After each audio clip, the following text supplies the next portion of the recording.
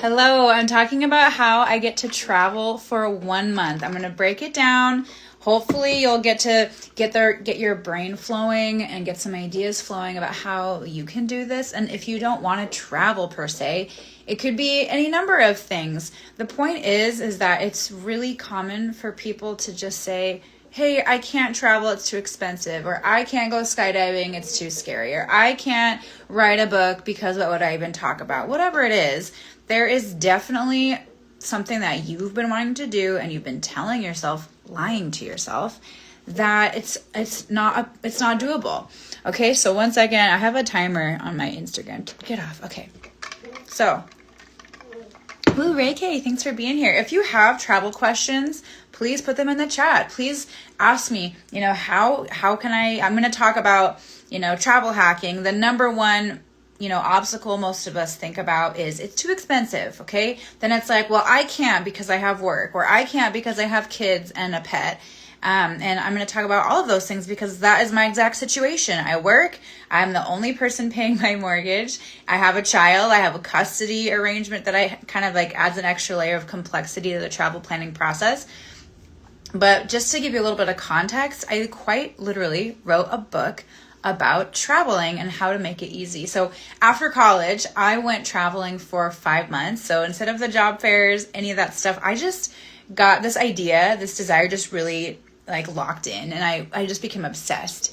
And instead of saying, it's really common, people will say, I want to travel, but it's too expensive. And then they just accept that. They just, I can't, it's out of reach. But it's not. So instead of saying, I can't travel, or I can't whatever fill in the blank is that you really want to do, just say, how can I travel? How can I write a book? Whatever. We're going to focus on traveling, obviously. That's the purpose of this whole live. How could I travel, right? So for me, the first step all those years ago, it was cost. That was the biggest barrier because I'm over here thinking that every flight's going to cost thousands of dollars. I do the math. I'm like, great, I can work my 3 jobs post-college and maybe in 3 years I'll be able to travel. But the momentum really matters, you guys, because you want to do something, do it, and do it now, do it fast, because the momentum matters because, life and culture and society will get you down and tell you can't do stuff, and then you'll start to listen to that. And I remember when everybody thought I was crazy. They're like, Sarah, you're graduating college. What do you mean you're not going to go to the job fair and like apply to get a job? And I'm like, no, I've been doing everything you wanted me to do, parents, like getting good grades, going to college, study hard. Like now it's time for me to live. And I'm so glad that I did that. So I asked myself the question, how can I travel? How can I make this happen? There's got to be a way. There's got to be a way. There's got to be a way. And I learned about a concept called travel hacking. And travel hacking is essentially you're using credit card points and reward systems to book travel. And I have booked so many amazing flights. So me and my baby daddy back in the day when we were all new and everything, I took him on his first trip. And we actually flew from Seattle to Barcelona one way. No, it was round trip. We flew round trip to Spain for $5.50 each because I had points. And I also flew me and my daughter to Hawaii round trip for free. I flew to, LA to the Philippines for $27. And let me see where else. I had another really good one. Anyways, it doesn't matter. Just remember, this is possible, right? So this was back in 2014 when I was first learning this travel hacking situation. So basically what's going to happen is, you'll have a credit card. There's going to be all these offers. And I told this to a colleague actually, and he's like, well, I already know about about credit card rewards because I get a cashback credit card. So, everything just gets cash back. And I'm like, yeah, but is cash in your pocket the same as an amazing experience? He was telling me that he couldn't go on a honeymoon. And I'm like, that's heartbreaking. You should use travel hacking, get all those sign-up bonuses from all your wedding expenses, and then use all the points to freaking go travel. That's literally what I did. I was about to get married. I planned my wedding on a travel credit card, and then, it was actually a great thing. Ran away. We did not get married. That was a really good move on my part. But with those points, I was able to take my daughter to Hawaii for free. Like the flight was free.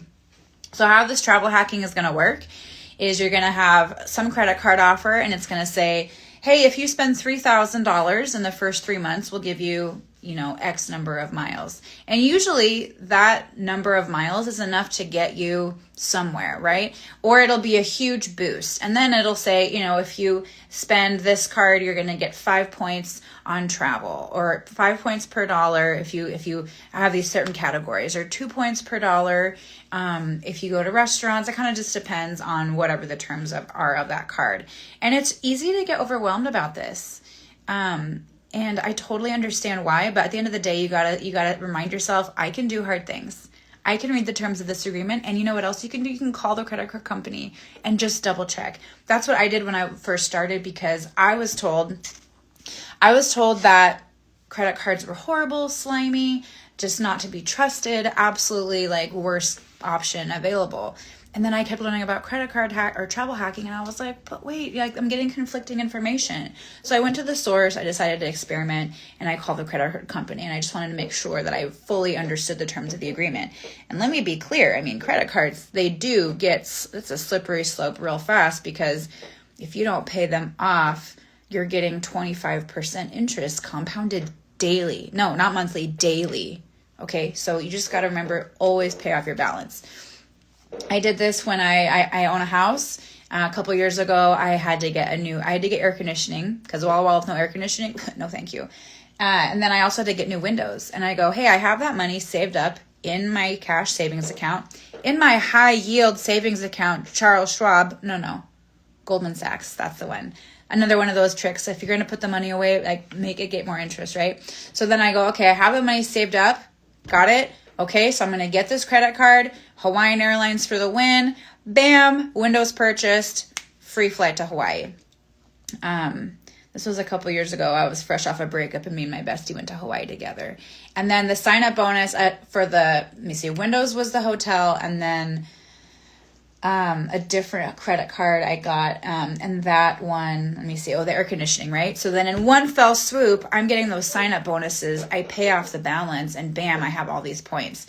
And usually the sign-up bonus on its own is not going to be enough to get a whole flight, but it'll take you really far there. And then if you keep, make sure you're just paying your bills with a credit card, not a debit card. You guys, debit cards are for... No, we've moved beyond that. Debit cards are not giving you anything, and also they don't give you the same level of protection, okay? So I can go on really deep about this. So let me see. So this month specifically, I'm going traveling. Well, not this month, in July. So my daughter and I are going to Japan. And the thing is this, if you have more time, and if you're playing this travel hacking game consistently, then you're always getting more points. But in this summer, I actually did not have the most time. Everything kind of happened really fast, and it's opportunity met inspiration, or whatever the saying goes, where I was like, act now, it has to happen. What I did this year is I did sign up for that new credit card. I got a Capital One. It's my first time in the Capital One travel world, and I gotta say, I really like it. I used to be a Chase girl through and through, and I'm really liking the Capital One experience, not gonna lie. Non-sponsored, whatever, I really like it. So what I did was I paid my taxes with the new credit card. And IRS, they do pay you a convenience fee for using a credit card instead of just a bank withdrawal. But number one, I tried to do the bank payment, and it didn't even go through. That was annoying. And number two, so I had to pay $81 in a convenience fee to use a card, but that saved me $800 on a flight. So for me, that was worth it, okay? So I get the Capital One Venture card. P.S. If you want to learn more about cards, or you want me to legit send you links, I would love the opportunity, because if I send you a link and you apply, it's like an affiliate program where then I get points, and I would love more points, please. Any way to get more points. So basically, I get the sign up bonus in one fell swoop. Then it's time for me to book my trip to Japan. And all those points, that sign up bonus, had I started last summer and I kept using this card over and over again, I would have had enough points saved up to book the flight for free. But what I will say, flying to Japan is probably one of the most expensive flights you could take. And because of custody challenges, I had a very set window where we could travel. The best way to travel is to be flexible. But in this particular situation, I was not able to be flexible on that. I'm just glad I get to take my daughter on her first international trip. That's the win. We got to focus on that, okay? But let me see. So I got that Capital One, paid my taxes. I had the money saved up, so I just paid off the credit card. And then all those points, basically I was looking up all the flights for Japan. And there's two ways I could go. Like sometimes you want to use your travel points, but sometimes you'll just find a really good deal. Okay. So then I was looking at just so I can get the market value. And, I was looking at all the flights, using incognito mode. I'm looking at Skyscanner and Google Flights for the most part, Hopper. There's a couple different websites that I use just to get like what is the actual market value, because sometimes you just hit a good sale and it's worth it to just pay the cash then use your points, right? So I was getting the information that from Seattle to Japan to Tokyo, about $1,200 per person round trip, so $2,300. Not cheap, but this has to happen, you guys. I have to take my daughter on traveling. Like that's just part of my parenting philosophy. So then I'm starting to look into the Capital One Rewards universe, and I learned that all those points from paying my taxes with that card, it basically cut our cost in half. So I did book our flights. Again, it's not the coolest story like, oh, I flew to the Philippines for $27 or Spain for $5. But like I said, if I had more time to plan and to plan for this, then it would have been that situation. But right now, like I said, we're making it happen. At the end of the day, though, 50% off of a flight like that, yeah, that's amazing. $1,200. I mean, and the thing is you can save that money. Like if you decide you want to travel, put auto save, like do auto save. You could save $50 a month for a year or two, even if that, or like crank it up to whatever number. Like if you save $50 a month, you're going to have a good travel fund started up. Okay. So let's see what else. Okay. So travel hacking, you guys that are on the call, let me know if you have questions about that. There's a lot of good ways to get travel for free. And what I will say too on that front is, with Capital One, the reason that I like this now is because they actually protect your price that you book at. So I booked the flight, and then a week later, I get a notification on my phone and it says, hey, your flight price actually went down, so we're going to credit you $100. That's pretty amazing. I did not get that experience with Chase, and I think Chase is great, but this is extra level of care I really appreciate. And of course, I have so many travel plans this month. I booked that immediately. Like I use that on a different flight. I use $100 on a different flight. Okay, so credit cards, use them wisely, but use them, and if you are worried that you're going to get lost and end up paying interest, I have a spreadsheet that I use, you guys, and I literally track each card, what's the balance, when is the minimum payment due, interest rates, like, track these things. And yes, it's an extra layer of work. It's an extra effort, but is it worth it? In my opinion, absolutely it is. Okay. And then a lot of people think that once you get there, it's so expensive to travel, okay? So it is expensive if you're going to just like book a fancy hotel for 2 weeks. Yeah, that's expensive. And I'm all for that. I love a nice hotel. But for me, to be honest, the most important part is just getting out there. And I love the pretty hotels, and I like to film content in them. I do. But in my opinion, it's more exciting and it's more important. It's the priority for me to just get out there. So when I was traveling all those years ago, I used a website called Couchsurfing. And it might sound crazy, but you can basically just find people that have an extra room or an extra couch for you to sleep on. And if you're traveling with your family and children, maybe this isn't a good option for you, but it's an option. And I was able to, I saved thousands of dollars. When I was traveling after college, I traveled for 5 months, you guys. And very few times did I actually pay for a hostel. Okay. That's the other thing. Okay. So the other option is a hostel. If you go to Hostel World or booking.com, you can find a hostel and you can still get a private room for a fraction of the cost as if you were going to book a hotel. And then there's also a website called Trusted Housesitters, and you pay a fee for that. You do pay a fee for Couchsurfing. So for Couchsurfing, it's like $3 a month. And then $3 a month. I went to New York 2 years ago, and I stayed with a guy who we actually still keep in touch. He's a really good friend of mine. So I basically paid for 2 months of Couchsurfing to make that connection. He had all these reviews. They do like the government verified ID, so you really know who you're staying with, and you can see all their reviews, and the reviews are verified. Okay. And so basically I stayed for a weekend in New York for $6, right? I mean, there's money that I had to spend extra money on transportation because we were in Staten Island. But I've had a lot of experiences with couch surfing that are positive. A couple weird experiences, but nothing actually dangerous. Just a little bit like, this is an awkward person I don't think I want to stay with you. But that's part of the adventure, in my opinion, to be honest. So those are all the ways that you could save money. I'm also working towards getting some hotel collaborations on my trip this month. So in July, I'll be going to Mexico for 10 days and then Japan for 10 days. And I did use booking.com to find just some really inexpensive places to stay, in Japan, anywhere like $40 a month or so. $40 a day. And yeah, that's a chunk. But that's a lot less than you would spend in a hotel. Okay. So what I'm going to do is I'm putting together a press package and I'm reaching out to hotels and Airbnbs and these places that I'm traveling. And I'm saying, hey, I'm a content creator. I specialize in video. Is it worth it to you to, comp a few nights in exchange for a whole collection of videos that you can use again and again? Like, I'd love to chat, right? So that's in the works, right? And then as far as food goes, you don't have to eat out every time you're traveling. If you just go to a market and have a couple of days where you're like, yeah, I'm going to have yogurt and bread and water and some fruit. Like, that's a perfectly acceptable breakfast. And it's not gourmet and it's not like super exciting. But to be honest, like I said, I would rather sit and eat a baguette and some freaking yogurt in a beautiful new place and know that I'm saving my money on eating out. Okay.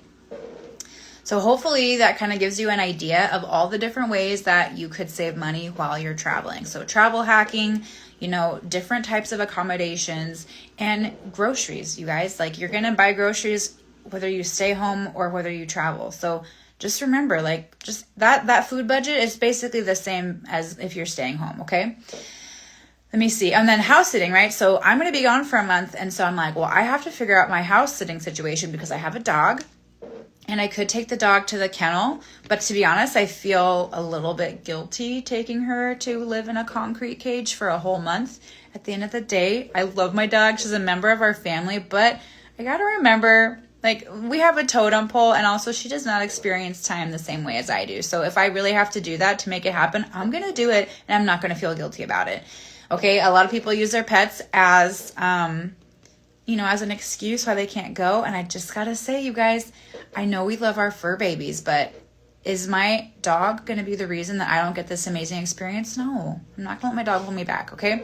So Penrod's is a great option. Boarding is a great option. Again, Trusted Housesitters is a great option where you get verified, you get government verified, and you can either travel to someone's house in Japan or wherever you're going to go, take care of their family and their house their house and their pets, or vice versa. You can do that. Okay. I put it out there. I'm very big into manifesting and mindset and finding a way. And I told all my friends that I'm going to be gone these dates. Do you know anyone who needs some transitional housing or somebody who would just like a place to stay? And one of my friends does have somebody who's moving up from California, and he just needs a place to stay for a little while he gets a job and while he finds a job and finds a place to live. So we're connected, and he's going to watch my house for 2 weeks, and we're just trading. He's going to watch my house and watch my dog for free, and then I'm going to let him stay in my house for free. And for me, that's a great value, okay? And then those other 2 weeks, to be honest, I'm going to make a spreadsheet or some kind of like timetable, and I'm going to ask my favorite friends and loved ones, hey, could you come to my house, check on my dog, feed, water these times, like pick a slot. And then from there, there's someone else that I know who, he charges to house sit and he comes highly recommended. So that's amazing. So then we'll fill in the gaps. And again, yes, it's effort, but I'm not going to shy away from a spreadsheet if that means I get to travel for a month. Okay. So thanks, you guys. There's a couple people on the call. If any of you have questions, if you wanted to travel for a month or what's your biggest obstacle, I'm happy to take those. I was just talking about travel hacking and getting points and flying for really inexpensive and saving money when you're traveling. One other thing I really love, there's this website called Broke Tourist. And to be honest, I don't think it's actually been updated for about 10 years. But you can find all these free things to do in all these different places. One of my favorite things to do when I travel that costs very little is I like to just buy a transit card for the day like Metro card, subway, whatever, and I'll just ride the bus and be like, or the Metro, the subway, whatever, and I'll just figure out like, hey, I'll just get off here. Well, this looks cool. Like, and traveling with my 8-year-old, she's gonna love that. We're gonna be in Tokyo, and I'll be like, okay, you decide when we're getting off, and you just get to walk around and see things. My favorite thing is to just figure out like, how can I act like I'm just not a tourist, but I live here, right? So I just kind of like to people watch, to be honest. I like to go have a coffee at a new shop and be like, oh, this is my normal, this is my regular place. Those are the types of things that don't cost any money, you guys. And if you just have open body language and you're just there, you'd be surprised how you can make friends in different places. And then one thing leads to another, and they're, and then you're, I don't know.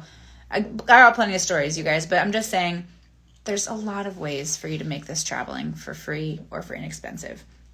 And then the other option, the other challenge that a lot of people say is I don't have the ability to do this with my work, okay? So I will say, obviously, COVID was a freaking nightmare for everybody. But one of the benefits afterwards is that most people, most companies are open to you working remote sometime, right? And it might depend on your job. So I realized recently I've been working so hard editing these videos and working myself into the ground. And then I realized, Sarah, that is not why you started your business. And why are you basically like working another 9 to 5, only it's your 9 to 5. But the whole reason you started your business was so that you could live your dream life and travel and have fun, right? So I realized like I work from my home office, but I can literally work from anywhere. And it was just kind of just having that realization and looking at the situation from a different angle where I realized this. So this summer I've been really working in different places, right? Like it is nice. I'm in my home office right now. It is nice to sit down at my designated workspace and get work done. But lately I've been editing videos on my phone at the pool or on my back patio with a nice coffee, right? And so as long as I have my laptop and my phone and my headphones, I'm good. And so I'd like to just invite you, if you're saying I can't take time off from work, maybe talk with your boss. Say, hey, I'm not going to take vacation time, but I want to work from home a couple of days. I have a friend who's a project manager, and her company, she lives here in Walla Walla. Her company, I'm pretty sure, is based in St. Louis, and her boyfriend is traveling all the time. He runs a tech startup, and they'll travel for a month. They went to Serbia recently, and she says, because of the time zone, I know that I have to work from, I don't know what it was, Serbian time. I think she said it was like 4 p.m. Serbian time to 1 a.m. Serbian time. And then she had a solid chunk of sleep, and then she got to explore the town and like where they were staying in Serbia from like 9 a.m. to noon or something like that, and it could work. So again, I want you to just ask yourself, how can this happen? And Google it. Use ChatGPT. Start using Instagram and typing like work remote or travel or family travel or whatever it is that you want to start seeing possibilities for, and train your brain to be looking for those possibilities. And the last part of the puzzle for me was a custody situation. So I haven't been with Camille's dad for 8 years. We split really early on in her life. And this whole time I've been asking him for a passport, and you have, for minors, you have to have 2 parent signatures. And I was just told no over and over again. And I go, gosh, this is heartbreaking. So I was like, well, I guess we'll just do the national parks. Like, that's still really cool. America is really great. But I just really, like I said, part of my parenting philosophy was I want to immerse my daughter in different cultures. I want her whole body, all her molecules and her soul to just like totally have this worldly perspective. That's what I really want for her, right? So it worked out. We were able to negotiate after 8 years, and then also like 6 months of legit court and mediation and negotiating. We were able to come to an agreement on, yes, she can get a passport. And then we had that whole process. That was intense. You guys, I had to get somebody who hates my guts to walk into the post office and cooperate for this. And it worked. And the thing is with manifesting, like I have my own mindset. I have my own things. Like I can only control myself. I don't know how this happened, you guys, but my daughter now has a passport, and her dad, like, he had to sign up like a consent form for her to go these dates to Japan because the State Department and, different embassies have very strict guidelines on traveling with minors for kidnapping reasons. So I appreciate that, but yikes, it's making my life a little bit challenging. So with all this, okay, with all these things, you might think traveling can't happen. It's too hard. There's a lot of planning going into this, right? Between all the extra custody things, the travel hacking, figuring out and learning how to build my business plan around, taking that month off, the time zones, the dog sitting. There's a lot of moving pieces, but it can happen. So please remind yourself when you be aware of your thoughts, and when you find yourself saying, I can't travel because of this, I can't write a book because of this, I can't start a business, jump out of a plane, quit my job, whatever it is, this is your life. Nobody's coming to save you. Nobody is going to come in. Like, I've been waiting for this knight in shining armor for a long time, and he's not coming. Not just kidding. It's up to us to make our life what we want it to be, okay? And we don't need to, when I was first traveling right after college, people would say, you're crazy. People would be like, my parents, my dad and my stepmom were like, well, we're not going to pay your ransom, and I just had all that fear. It was like the residue of everybody else's fears and everybody else's limiting beliefs. At the end of the day, they don't have to understand. And if you know that your friends and family are not going to be supportive of you doing something amazing and crazy like traveling for a month, just don't tell them, you guys. Find friends, find people, find communities. There's communities online for this, you guys. Find like-minded people and figure out how they're doing it. Because I guarantee you there is someone with your same situation, with your same set of challenges or limitations, who is finding a way to make it happen, okay? So for the past year, many, many years, I've been on Instagram, and I trained my algorithm to show me family travel, mother-daughter travel, travel hacking, travel tips. And it can be done. Okay, so I'm going to hop off. If you have any questions, this replay is going to be available. We talked about travel hacking, house sitting, working, custody wins. I'm traveling for a month, and I have, like I said, I have custody, I have a dog, I have house sitting I have to manage, I have working, I have saving money and traveling and managing my budget. So I went through all of those things in this live, and it's going to be available on the replay. It's going to be available on YouTube, hopefully, if my automation works. I had to just fix it before now. But yeah, I'm traveling for a month. Tell your friends, make sure you're following me. Like, this is my dream, right? Because back when I was traveling after college, this was 2014. No, 2012. 2012, you guys. And Instagram was around, but they didn't really have travel influencers. And I was a travel blogger. Before travel influencers, there were travel bloggers. And I had a whole website called CuriousSarah.com, and it is not up right now. I wrote a book on it, and it's just so incredible. Like, I really felt like, because of the choices that I made in my 20s and who I decided to almost get married to and have kids with, I really didn't think that. I really thought that this part of myself was something I had to put away in a chest. And when Camille was 18, when I was 46, then I'll be able to get back and live the life of my dreams, honestly. And it was sad and somber, and I was just over here just thinking about it over and over again, like, someday this is going to happen. And my daughter's 8. I'm 34, you guys. Like, wow. So it's just, if it feels like it's impossible, it's not impossible, but you got to stop telling yourself it's impossible. You got to start telling yourself there's a way. There's a way to make this happen. There's a way to make this happen, and I just have to find that way. Okay? So I thank you for being on the call. Make sure you're following my adventures.